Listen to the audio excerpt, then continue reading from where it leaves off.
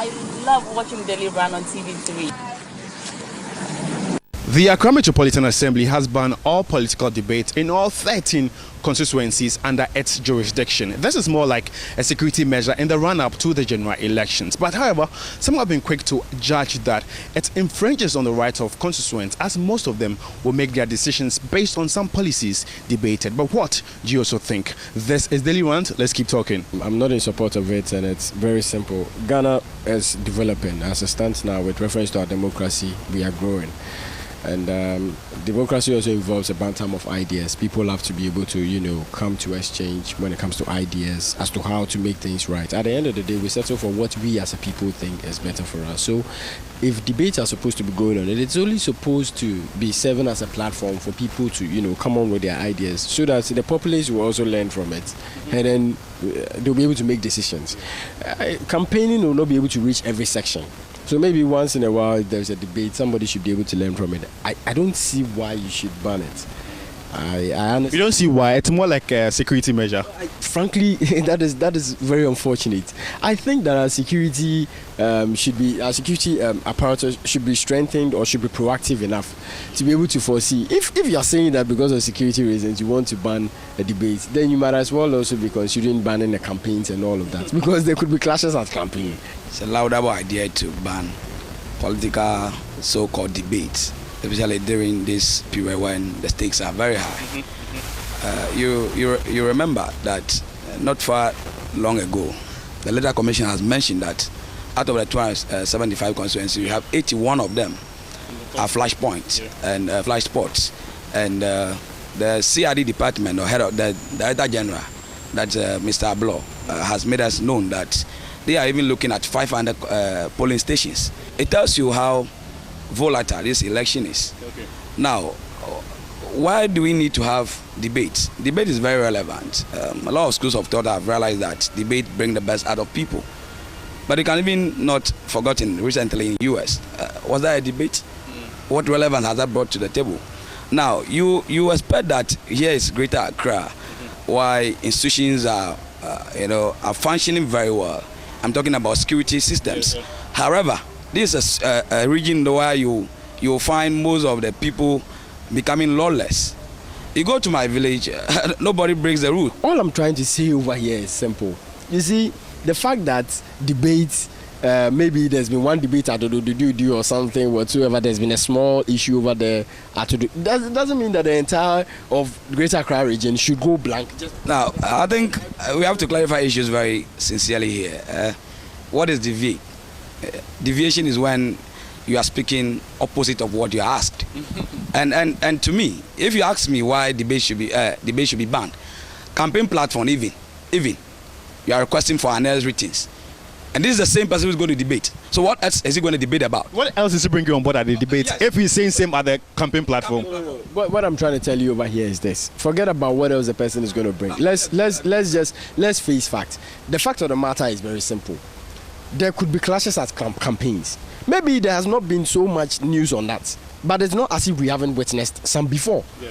And the fact that you declare a particular polling station to be a flashpoint, it doesn't mean that the other place which has not been declared to be a flashpoint should be left idle. What it means in total, security, the security apparatus, the Ghana police, the army, all of them should be strengthened enough to be able to work independently. Like I said, we did not start democracy.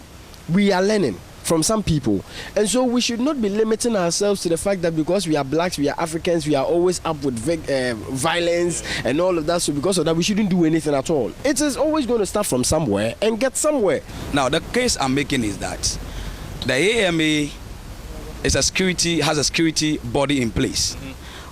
Maybe he is speaking from a point of the right, but you should also be mindful that at point where limitations are breached, there are even curfews. So when it's even right, you don't even come close to right. You understand? An election is a cycle. We are talking about pre-election, during the election, and post-election. So one of the measures we can put in place to curb even some of this violence in areas like this, where we all know, is the fact that we have to detect the possibility of those violence. And if one of those things to curb the violence in Accra is to ban unnecessary political debate. You call debate unnecessary. Frankly speaking, you call debate unnecessary. Debate, you call them. Does it mean, have any impact on voting party? Yeah. Debate has relevance. Debate has relevance.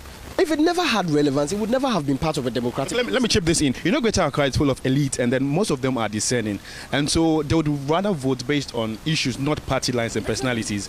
So, I think you are even doing my bidding. You would expect that a region why a lot of people are enlightened. But what do we see? What is the crime rate in Accra as compared to maybe the voter region? So you don't expect that the fact that people. I'm using unnecessary debates because most of these debates, what do they kneel to? Now, I would want to make mention of a particular thing. Let me end this point. That don't forget that most of the people who partake in these debates do not even speak about issues. What are the issues they talk about? Mention one debate that has taken place in Ghana here, that issues have been addressed. It is either vilification or personal attacks, and I have witnessed numbers without mentioning. So to me, it is very relevant that we have debates, but we should have a debate that will be issue based. There are problems in Ghana. There are problems in the world. Ghana is not an island. Solving any issue in Ghana is solving it internationally or globally because we are part of the world. However, unfortunately, in this part of the world, even in the US, can you tell me the relevance of the debate that happened in the US? Was it not exposed? But you want to address that, the relevance of the US?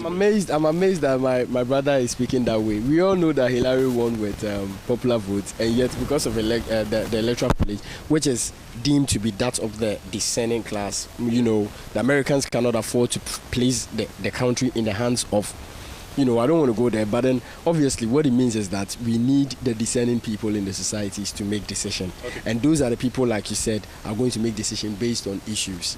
You understand what I'm saying? And debating is actually a platform for every discerning human being to ask questions, to be able to find loopholes with certain decisions or certain campaign messages they might have heard, and to be able to throw questions to their parliamentary candidates who are vying in their various constituencies, and then find out from them exactly why those rules are there. I think that calling of debates is not going to call off violence in this very elections. It is never going to stop violence. If people are going to break out in the night to do what they want to do, they will. To that effect, NCC's parliamentary debate has been suspended.